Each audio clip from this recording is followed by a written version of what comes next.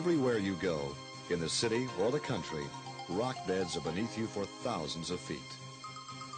Deep in the beds, heat and pressure turn decaying plants and animals into oil and gas.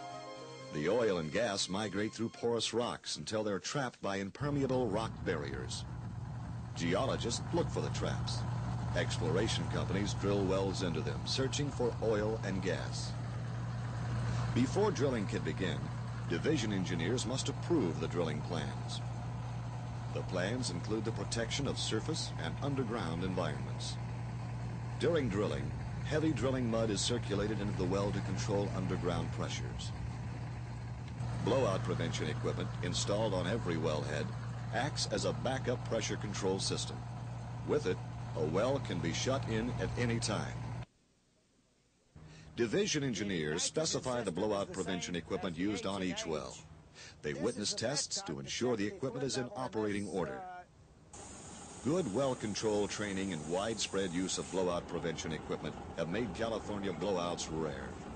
About 68,000 oil and gas wells were drilled in the state from 1954 through 1980. Only 31 blowouts occurred during this time, with little environmental damage. Drilling oil wells in an urban area is a safe but sometimes noisy task. Therefore, drilling rigs are especially designed to muffle sound. At more permanent locations, drill sites are built to blend in with other structures in the area. About 26 wells will be drilled from this San Fernando Valley site. 77 wells have been drilled from inside this yellow building in Los Angeles. Derricks on this landscape drilling island in Long Beach Harbor have been mistaken for apartment buildings. Most oil and gas wells are drilled through water zones. Fluids from oil, gas, and water zones must not mix. To prevent this during drilling, heavy mud is pumped into the well bore. These zones are sealed when sections of pipe, called casing, are cemented in the hole. Cement is pumped down the well, through the casing, out beneath it, and back to the surface. To check the cement seal, operators may be required to conduct a water shutoff test witnessed by a division engineer.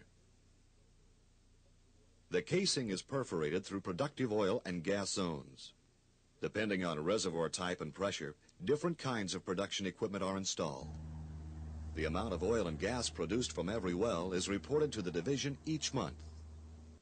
Sometimes, sumps are dug on oil and gas leases.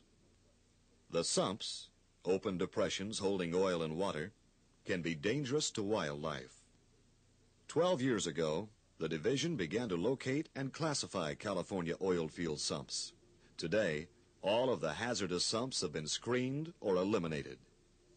Good housekeeping is encouraged at all oil and gas leases. This makes leases more attractive, safer, and environmentally acceptable. Each year, recipients are chosen for a lease award. Dry holes and wells no longer commercially productive are abandoned. To abandon a well, cement is placed across all oil zones, freshwater saltwater contact zones, and at the surface. The rest of the well is filled with heavy drilling mud. Before 1915, many California wells were abandoned incorrectly. Today, when these wells are found, they are properly abandoned. Money from a special fund may be used for the work. The Division of Oil and Gas protects California's oil, gas, and geothermal resources. It encourages the wise development of these natural resources through good conservation and engineering practices.